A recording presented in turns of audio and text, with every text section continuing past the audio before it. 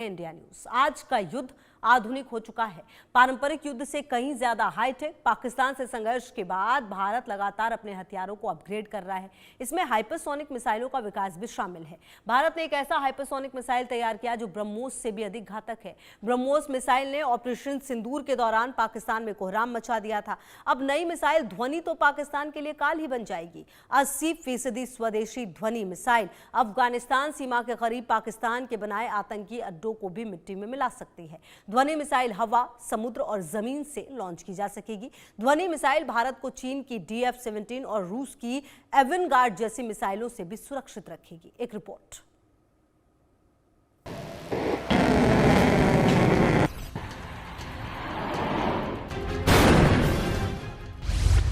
पाकिस्तान का नया काल, आ गई नई पीढ़ी की मिसाइल।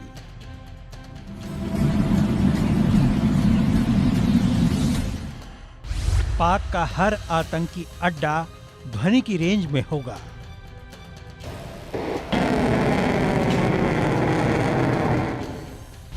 आवाज से 6 गुना तेज रफ्तार, दुश्मन थर्राएगा 1000 बार।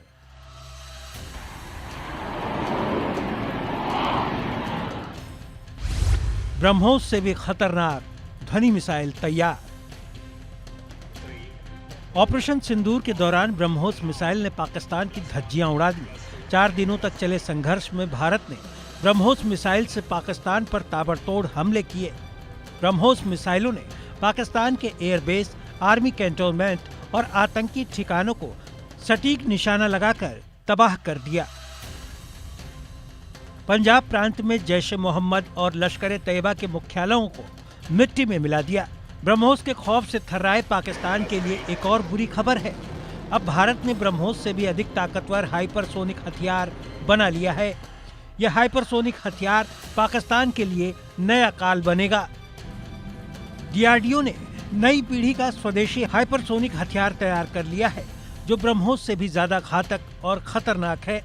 जल्द ही इसका परीक्षण किया जाना है। नाम है ध्वनि। पहले ध्वनि मिसाइल को जान लीजिए। DRDO के हाइपरसोनिक टेक्नोलॉजी डेमोन्स्ट्रेटर व्हीकल यानी HSTDV प्रोग्राम पर यह आधारित है। ये एक हाइपरसोनिक ग्लाइड व्हीकल यानी HGV है। बैलिस्टिक बूस्टर से ऊंचाई पर पहुंचती है और हवा में ग्लाइड करती है। ध्वनि मिसाइल की तेज रफ्तार इसे और कातिल बनाती है। पलक झपकते टारगेट को नस्तनाबूद करने की ये ताकत रखती है। ध्वनि मिसाइल का पहला परीक्षण 2025 के अंत तक होने की उम्मीद है। ध्वनि मिसाइल भारत की तेज हमले की क्षमता को और भी मजबूत करेगी। अब इसकी ताकत को समझिए और देखिए कैसे ब्रह्मोस से भी अधिक शक्तिशाली है ध्वनि मिसाइल। आवाज से 6 गुना तेज रफ्तार इसकी है। 7400 किलोमीटर प्रति घंटा की स्पीड से ये वार करने में सक्षम है, जबकि 1500 किलोमीटर तक इसकी मार क्षमता होगी। जमीन से 60 किलोमीटर की ऊंचाई पर मार करने में सक्षम है। हीट प्रोटेक्शन सिस्टम से ये लैस होगी। 2000 से 3000 डिग्री सेल्सियस तापमान सहने की इसकी क्षमता है, यानी अत्यधिक ऊर्जा में भी ये व्हीकल नहीं पिघलेगा। किसी भी एयर डिफेंस सिस्टम को चकमा देने में भी इसे सक्षम बनाया गया है। बीच रास्ते में ये रास्ता बदल भी सकती है। एक्सपर्ट के मुताबिक अल्ट्रा एज मॉडर्न तकनीक पर आधारित ध्वनि मिसाइल की अधिकतम रेंज 8000 से 12000 किलोमीटर तक हो सकती है। 2029-30 में भारतीय आर्म्ड फोर्सेस में ध्वनि मिसाइल को शामिल किया जाएगा।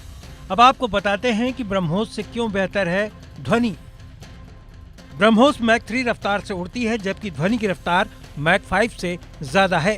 ब्रह्मोस की मारक क्षमता 290 से 600 किलोमीटर, जबकि ध्वनि की मारक क्षमता 1500 किलोमीटर होगी। ब्रह्मोस एक स्कैल्पल यानी सटीक चाकू है, जबकि ध्वनि एक शैडो यानी छाया है। ब्रह्मोस का रैमजेट प्रोफाइल ज्यादा आसानी से ट्रैक हो जाता है, लेकिन ध्वनि की ग्लाइड पाथ अनियमित होती है, जो रडार से बचाती है। S-400 जैसी एयर डिफेंस के खिलाफ ध्वनि ज्यादा घुसपैठ करेगी। ध्वनि पारंपरिक क्रूज मिसाइल से बिल्कुल ही अलग है। ध्वनि मिसाइल को रोक पाना लगभग नामुमकिन है। ध्वनि मिसाइल के साथ भारत स्पेशल हाइपरसोनिक हथियारों के क्लब में अमेरिका, रूस और चीन के साथ शामिल होने के लिए तैयार है। Bureau report, India news. और देखिए, क्योंकि जो ये ध्वनि मिसाइल है उसके बारे में ये कहा जा रहा है कि इसके आने से जो हमारी रक्षा तंत्र है उसे और ज़्यादा मजबूती मिलेगी। कितनी मजबूती मिलेगी, किस तरह से ये काम करेगा, जानने के लिए हमारे साथ चर्चा में जुड़ गए major general retired doctor JKS Parihar ji, रक्षा विशेषज्ञ हैं। बहुत स्वागत है सर, गुड इवनिंग। और इन्हीं के साथ ग्रुप कैप्टन रिटायर्ड आनंद स्वरूप जी हैं, रक्षा विशेषज्ञ हैं, आपका भी बहुत स्वागत है। सबसे पहले आप ही के पास डॉक्टर JKS परिहार जी, जो इस ध्वनि मिसाइल के बारे में बात हो रही है, कहा यह जा रहा है कि हमने जब ऑपरेशन सिंदूर किया तो हमने बहुत सारी चीजों को समझा है, जाना है, परखा है, और आने वाले समय में किस तरह से देश की रक्षा में क्या क्या वो जरूरी चीज है जो लाने की जरूरत है, और उसी के तहत इस ध्वनि को लाया जा रहा है। कितना महत्वपूर्ण है इसका आना और इसकी टाइमिंग का?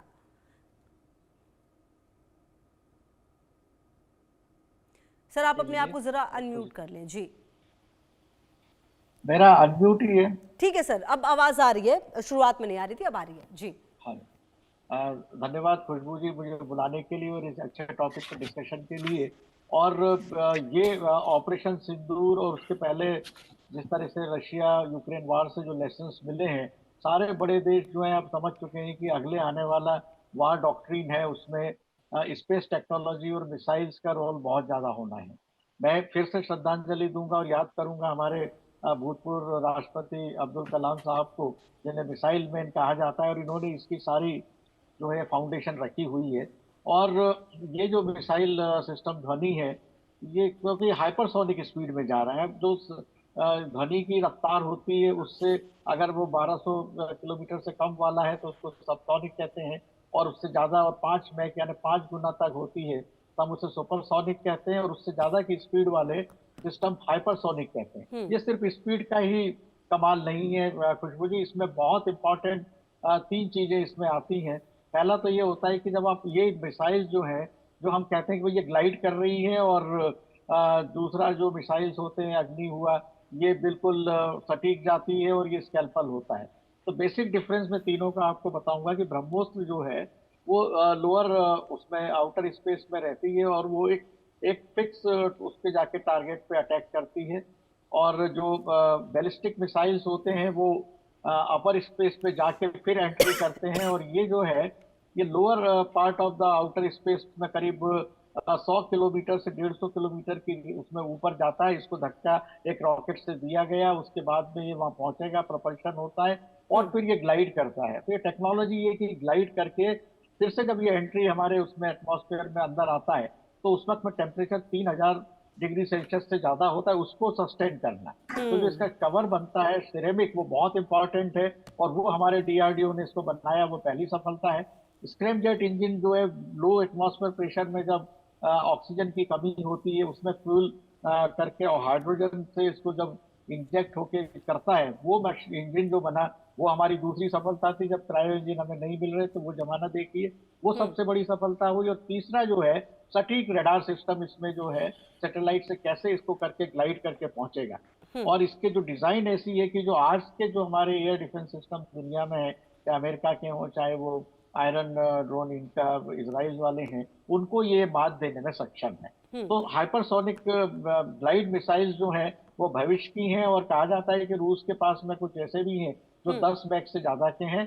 चाइना और अमेरिका जो 8 से 10 मैक के रखे हुए हैं। तो एक बहुत बड़ी हमारी कदम है जिससे हमें चाइना को डिटरेंट होता है।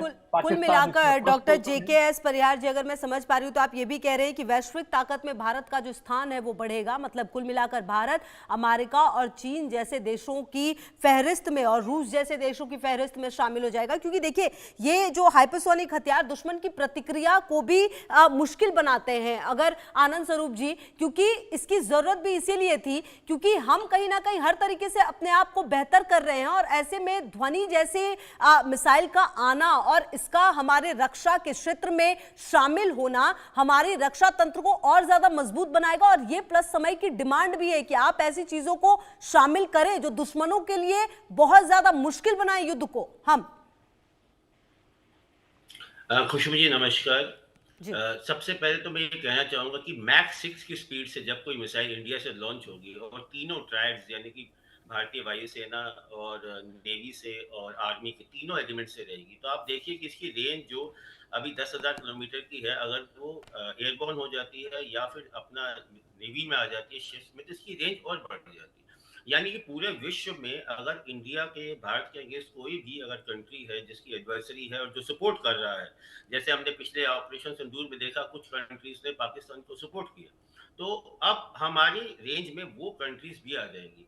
और इस 2025 के अंत में जब इसका सफल परीक्षण हो जाएगा, तो भारत एक तरीके से रशिया, जिसके पास इस वक्त सरबत नाम से मिसाइल है, R-28 बोलते हैं उसको, और R-36 जो इनकी सैटन करके है, जो बड़ी जो सरबत है वो 18,000 किलोमीटर की है और जो सैटन है वो 16,000 की है। उसके बाद चीन के पास DF-41 है, जिसकी रेंज अराउंड 12 से 15,000। तो भारत एकदम एक क्वांटम यानी बहुत लंबी छलांग लगा करके एक तरीके से तीसरे नंबर पे रेंज के हिसाब से मिसाइल लेकर के अपना ये जो आएगा, तो इससे कई देशों को जो भारत से पहले रेंज से बाहर थे, तो उनको भी इस वक्त अपने एक काबू में रहना पड़ेगा अपने रिएक्शन को। अब वो ऐसा नहीं है कि हमारे पड़ोस के जो देश है वही हमारे को जो उनकी तरफ से दिक्कत होती थी, उनके अलावा जो उनको सपोर्ट करते थे, उनके क्षेत्रों तक, उनके रीजन्स तक हम लोग अब पहुंच पाएंगे। और ये मिसाइल ऐसी है कि जब ग्लाइड पाथ से आती है, इसके एजेस इतने नहीं है और मिनिमम रडार सिग्नेचर ही पकड़ती है, तो ये इसको ट्रैप करना वर्चुअली इम्पॉसिबल हो जाएगा किसी भी एयर डिफेंस के लिए। और ये एक तरीके से भारत की जो प्रधानमंत्री जी का आत्मनिर्भरता का जो मिशन है, उसमें आने वाले वक्त में भारत अपने आप अकेला खड़ा हो पाएगा बिना किसी देश की अपनी मदद लिए हुए। और मतलब कुल मिलाकर आनंद स्वरूप जी, ये जो आप कह रहे हैं इसका मतलब ये है, जो हम आत्मनिर्भर भारत की बात करते हैं और खास करके अगर हम ध्वनि की बात करें तो इसमें 80% जो सामान है वो स्वदेशी है। और कुल मिलाकर इसीलिए हम लगातार ये कहा भी जा रहा है कि रक्षा क्षेत्र को आपको निश्चित तौर पर आत्मनिर्भर बनाना होगा अगर आप आगे बढ़ना चाहते हैं। ये समय की डिमांड है। डॉक्टर JK परिहार जी, देखिए, जब हमने ऑपरेशन सिंदूर किया, हमने पाकिस्तान में उन आतंकवादी ठिकानों को खत्म किया जिससे हमें नुकसान हो सकता है। कहा यह जा रहा है कि ध्वनि के शामिल होने के बाद जो ये आतंकवादी ठिकाने जो ये छुपा कर रखता है, क्योंकि हम तो रडार में आएंगे नहीं, तो और ज्यादा जल्दी जिसको कहते हैं हम खत्म करके ऑपरेशन को वापस आ सकते हैं। इसीलिए ये बहुत ज्यादा जरूरी है ध्वनि का हमारी रक्षा क्षेत्र में आना और जिस तरह की डिपेंडेंसी है बाकी चीजों से उसको खत्म करना। जी बिल्कुल, ब्रह्मोस का एक फिक्स टारगेट है, लोअर उसमें रेंज में ये चलता है और लोअर हाइट पे होने से रडार सिस्टम को पकड़ना मुश्किल होता है, मगर अच्छे ड्रोन सिस्टम जो है उस पर अटैक कर सकते हैं।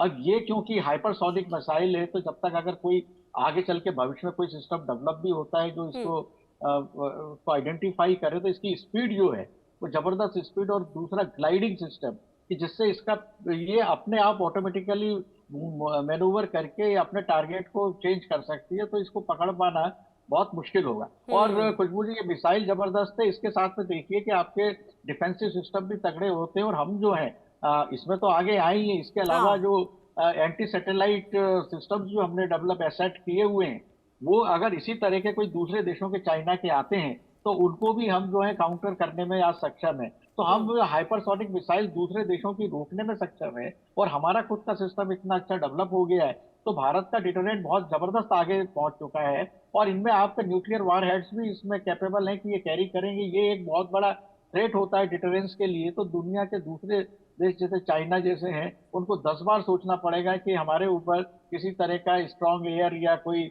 एग्रेशन वो करें। अब ये बहुत मुश्किल होता जाएगा। अब बहुत जबरदस्त कैपेबिलिटीज हमें एक्वायर होने वाली है। जी बिल्कुल ठीक है। कुल मिलाकर आनंद स्वरूप जी, अगर ये कहा जाए कि जो ब्रह्मोस है और जो ध्वनि है, ये दोनों भारत की डिफेंस सिस्टम की आने वाले समय में रीढ़ की हड्डी होगी, तो क्या ये कहना अतिशयोक्ति है? नहीं, ये बिल्कुल अतिशयोक्ति नहीं है, ये बिल्कुल एक तरीके से तथ्य हो जाएगा। आप देखिए आज के टाइम पे जो भारत की सबसे लंबी दूरी की मिसाइल वो अग्नि 5 है। अब ये जो रेंज है ये उसके बिल्कुल डबल हो जा रही है, दुगनी हो जा रही है। अब देखिए कि जहां 5-5,500 किलोमीटर की हम लोग मारक क्षमता रखते थे, अब वो सीधा 10, 11, 12,000 के पास हमारी पहुंचेगी। और इस क्षमता के पहुंचते ही जो भारत के जो एडवर्सरीज जो थोड़ी दूर भी बैठे हैं और हमारे कुछ आहत करने की इच्छा रखते हैं या हमारे प्रतिद्वंदियों को या एडवर्सरीज को सपोर्ट करने की इच्छा रखते हैं, तो उनको भी एक चेतावनी है कि भाई आप हमारे रेंज के अंदर आ चुके हैं, और अगर हम चाहें तो एक न्यूक्लियर डिफरेंस भी हमारा है, सेकंड स्ट्राइक कैपेबिलिटी भी है। अब आप देखिए खाली इस ये ऑपरेशन, ये जो एक प्रोजेक्ट विष्णु था जिसके अंदर ये हाइपरसोनिक मिसाइल चल रही थी, इसके अंदर इवन हाइपरसोनिक मिसाइल्स के इंटरसेप्टर का भी एक प्रोग्राम है जो पार्ट बी है इसका। तो पहला पार्ट लॉन्च होते ही हमने एक तरीके से पूरे विश्व के अंदर एक ऐलान हो जाएगा 2025 के अंत में, जब इसका टेस्टिंग कंप्लीट हो जाएगी, फाइनल हो जाएगी सक्सेसफुल, कि भाई अब भारत के पास में ना तो पड़ोसी तंग करें, ना दूर बैठे हुए व्यक्ति उनकी सपोर्ट करके हमें तंग करें दूसरे देश। तो ये एक तरीके से भारत का एक तो आत्मनिर्भर होने से उस मुश्किल समय पे हमें किसी दूसरे की तरफ जाने की, देखने की इच्छा या हमारे को आवश्यकता नहीं होगी। तो इस वजह से ये अतिशयोक्ति तो बिल्कुल नहीं है, जी। और ये 2025 के अंत में हम वहां पहुंच जाएंगे जहां विश्व के 3 देश रशिया, चाइना और अमेरिका बैठे। ठीक है। अच्छा डॉक्टर जेकेएस परिहार जी, मैं पढ़ रही भी रही थी कि ब्रह्मोस में जो है सीमित मिड फ्लाइट कंट्रोल होता है, जबकि अगर हम ध्वनि की बात करें तो उड़ान के दौरान ये दिशा बदलने में और टारगेट से बचने की भी क्षमता रखती है, और यही शायद समय की डिमांड भी है डॉक्टर जेकेएस परिहार की। आपको दुश्मन को तो टारगेट करना है, लेकिन आपको खुद को बचा कर रखना है, ये सबसे ज्यादा जरूरी है अभी के समय में।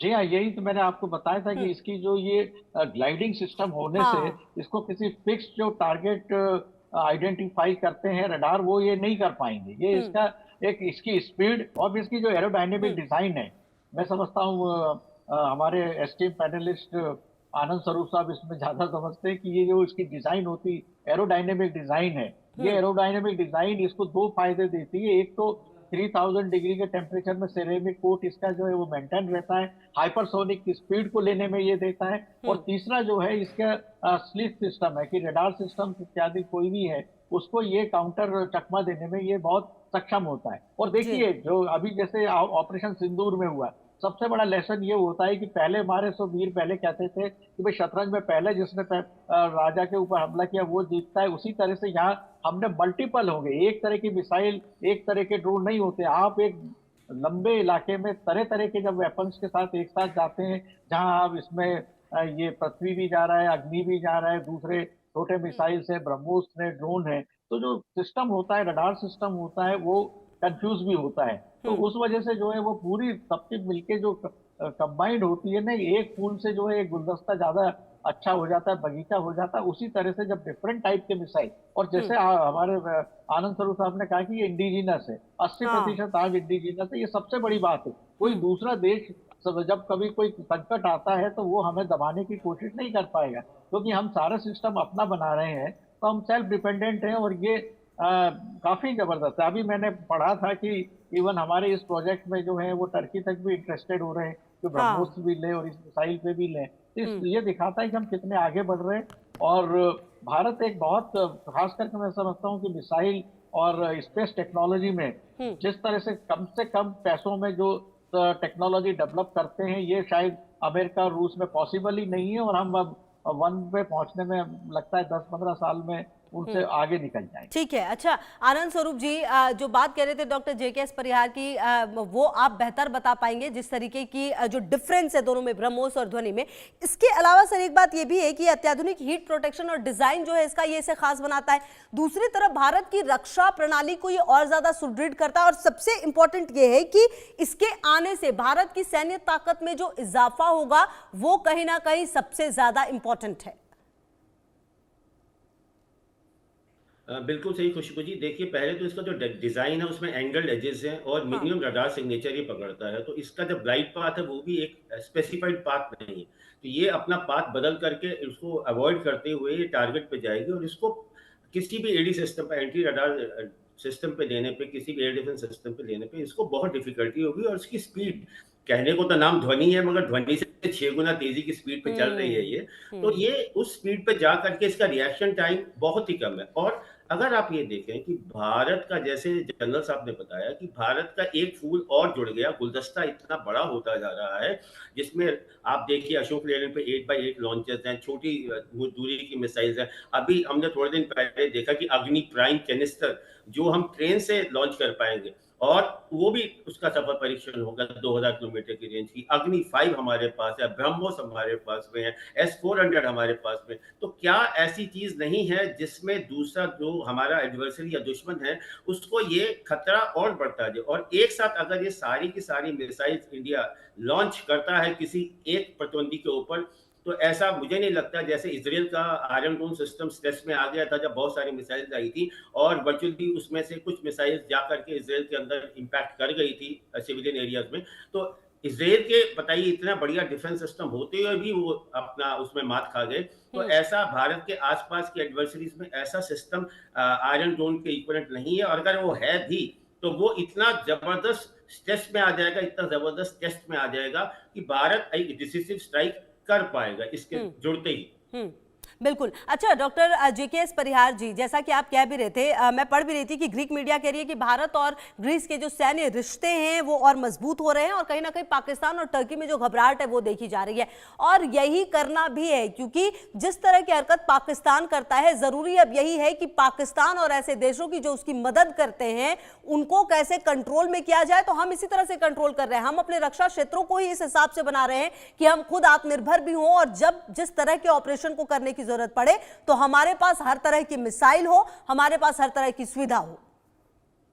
जी बिल्कुल। देखिए, जहां तक भारत रूस के संबंधों का सवाल है, 75 साल में ये टाइम टेस्टेड है, हर बार ये प्रूव हुए हैं, और भारत रूस का बहुत बड़ा समर्थक अभी ये पिछले 5 साल से आप देख ही रहे हैं यूक्रेन के और दूसरे इश्यूज में कैसे रहा है। उसको हम इकोनॉमिक सपोर्ट भी दे रहे हैं क्रूड ऑयल लेके, और टेक्नोलॉजी में। दूसरा, रूस की रिलायबिलिटी ये रही है कि रूसी वेपन्स जब आपको मिलते हैं तो उसके साथ में पूरा वो एक इंफ्रास्ट्रक्चर ट्रेनिंग से लेके डेवलप करते हैं, अपग्रेड करते हैं, और ये ब्रह्मोस भी इसी तरह से जो है ये बना हुआ है। अब इसका रिवर्स इंजीनियरिंग मैं कहूँगा शुरू हो गई है। हाँ। कि पहले हमें रशियन टेक्नोलॉजी मिलती थी, उसको हम यहाँ ग्रो करते थे। अब हम जो टेक्नोलॉजी यहाँ बना रहे हैं, जो शुरुआत में उनसे हुई थी, अब वो रशिया में रिवर्स होके वो जो है इसको और आगे उसमें करेंगे। तो ये दिखाता है कि भारत इसमें बहुत आगे बढ़ गया है। अमेरिका अनरिलायबल रहा है, और अमेरिका के बारे में कहा जाता है कि इसकी दुश्मनी अच्छी है, इसकी दोस्ती उतनी अच्छी नहीं है, क्योंकि ये दुश्मनों का दुश्मन रहा है, मगर दोस्तों का दुश्मन ये पहले बनता है।